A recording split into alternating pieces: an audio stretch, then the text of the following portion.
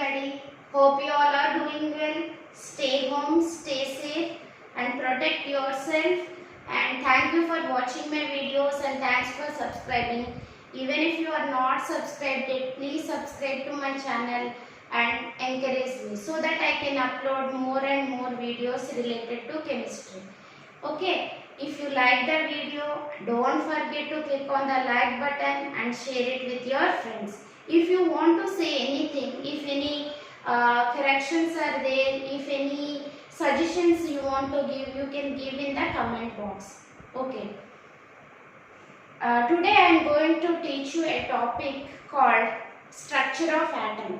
It is included in state syllabus of 9th as well as CBSE. As well as it is most important for understanding the IIT foundation courses. Nowadays, IIT foundation courses are there right from the 6th to 10th class. It is also useful to those students also. Then coming to structure of atom. As we have seen already, that matter is made up of extremely small invisible particles called as atoms or molecules, right? Atoms will have may or may not have independent existence, but molecules will have independent existence, right? Coming to structure of atom. Previously, the theories what is atom and what is the composition of the matter date back to ancient history of India. That is Indian ancient history. Indian sage named Kanada Rishi proposed that matter is composed of extremely small particles called as Anu and Paramanu. Anu corresponds to molecule and Paramanu refers to atom. Democritus, he was not an Indian. He also proposed that the matter is composed of extremely small particles that are nothing but atoms. Later came to be known as atoms.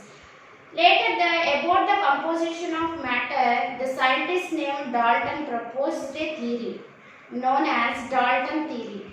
What are the postulates and what are the points he mentioned in his theory? The first point is any matter is composed of extremely small, indivisible and invisible particles called as atoms.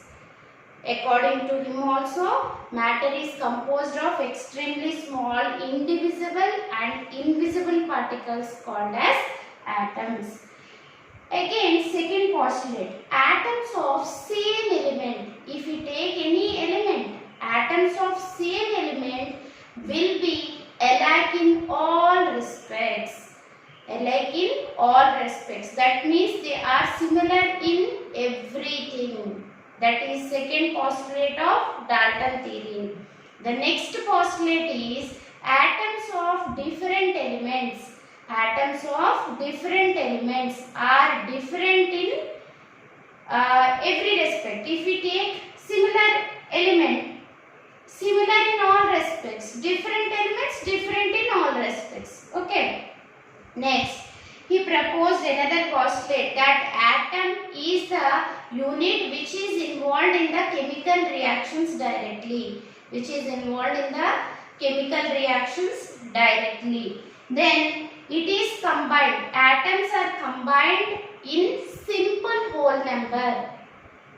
Atoms are combined in simple whole number to form compounds and molecules. Okay, these are about the postulates of Dalton theory. Then, if it is like this, if it is indivisible, as according to Dalton theory, atom is indivisible, but electrolysis experiments and Faraday's laws of electrolysis and discharge tube experiments have given some information about that matter is having some charge. How the charge is there for atom? How can you know that? If we comb dry hair and if we keep that comb in front of small pieces of paper, then what will happen? They will be attracted. Some charge is there, that's why they are attracting. How this charge developed? From that point, there is evidence that some of the subatomic particles are also there. That means atom consists of some of the particles. Inside some of the particles are there. That point came into light. The first discovery is actually due to the discovery of canal rays by Goldstein. Goldstein observed canal rays or anode rays in his discharge tube experiments. Then he identified those canal rays, those are nothing but positively charged. Those rays contain positively charged particles. Those positively charged particles are nothing but protons. Okay. First, what was discovered? Goldstein discovered canal rays. Canal rays are nothing but positively charged material particles. Those are nothing but protons. Right? Next, the discovery of electron. The discovery and the credit of discovery of electron goes to J.J. Thomson. J.J. Thomson. This discovery is possible because of the discharge tube experiments. Cathode rays are produced in discharge tube experiments. Those cathode rays are nothing but the negatively charged electrons. He identified those particles, J.J. Thomson, as electrons. Okay. In discharge tube experiments only, both protons and electrons were discovered. Goldstein, canal rays are anode rays, and cathode rays were the reason behind the discovery of these electrons. Right? Then later on,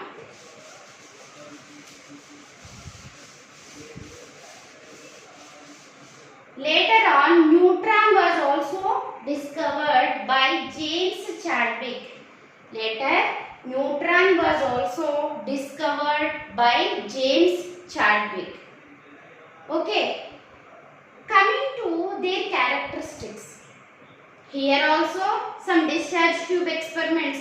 All these in discharge tube experiment, these different particles are derived. Their discovery happened due to discharge tube experiments.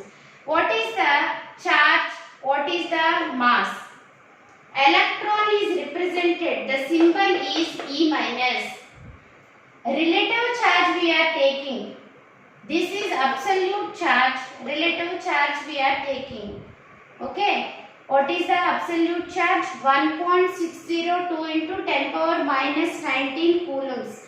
If we say it in terms of electrostatic units, 4.8 into 10 power minus 10 ESU. This is mass in kg. 9.11 into 10 power minus 31 in kg. Electron mass. Proton is represented by P plus symbol. And positive, relative charge is positive. No need to keep plus, no. So, simply 1. Same, absolute charge is same. So, proton and electron are having the same charge. But you have to understand this is positive and this is negative. Only the magnitude, magnitude is different. That means one is positive and one is negative. Okay.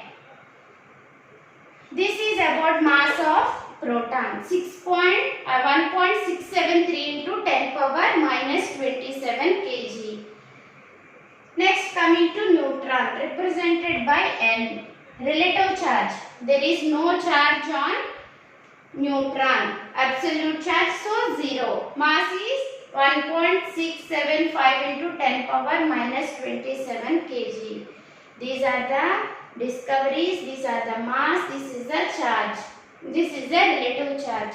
Always in an atom, number of protons is equal to number of neutrons. In an atom,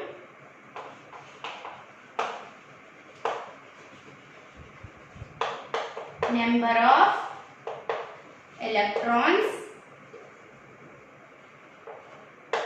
equal to number of protons.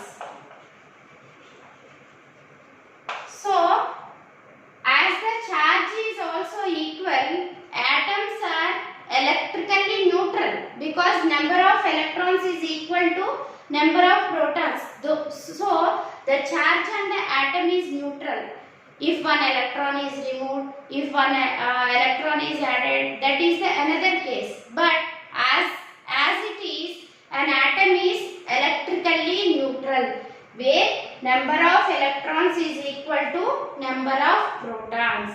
Okay, number of electrons is equal to number of protons, which is nothing but atomic number.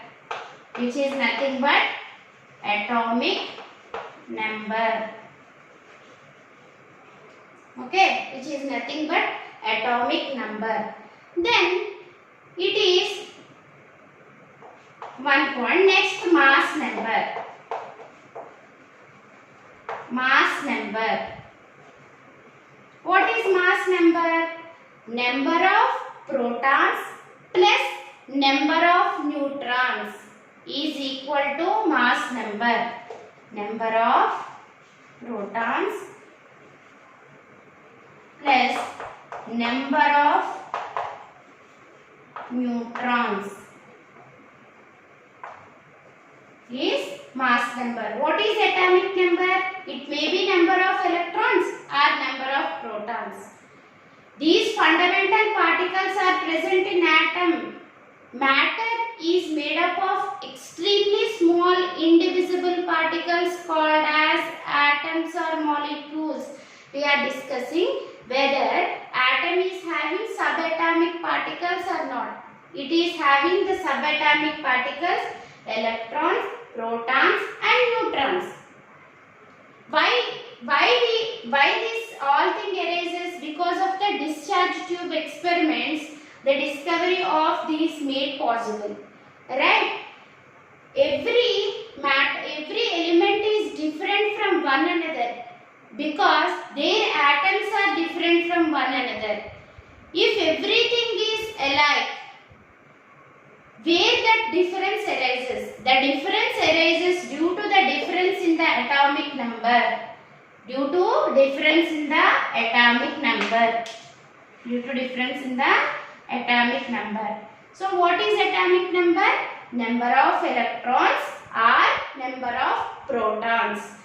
Coming to mass number. Mass number is equal to number of protons plus number of neutrons. Because we should not consider number of electrons even though they are equal. Because the electrons can be removed easily. Even then, the mass of the atom remains the same. Because see here, the mass is very less. Okay, mass is very less and it is around, if we compare the mass of proton is around 1837 times that of the mass of electron. That many times the mass. So, in giving the mass, no need to consider the number of electrons because their mass is negligible. Negligible mass. So, mass number includes only protons and neutrons because they have significant mass. It is very negligible and mass of proton is equal to 1837 times that of mass of electron. Okay, this is all about atomic number and mass number. And so okay, electrons are there, protons are there and neutrons are there. but how they are arranged in an atom. But how they are arranged in an atom? As it is, some arrangement should be there. What is that arrangement? We will see in models, atomic models, right? Atomic models, we can find out where the arrangement of electron, proton and neutron is there. So that's all for today. We can continue in next video. Thank you for watching this video. If you like the video, please click on the like button, and if you want to share it with your friend, please share it and encourage me, and don't forget to subscribe to my channel if you are not subscribed yet. Thank you once again. Bye bye.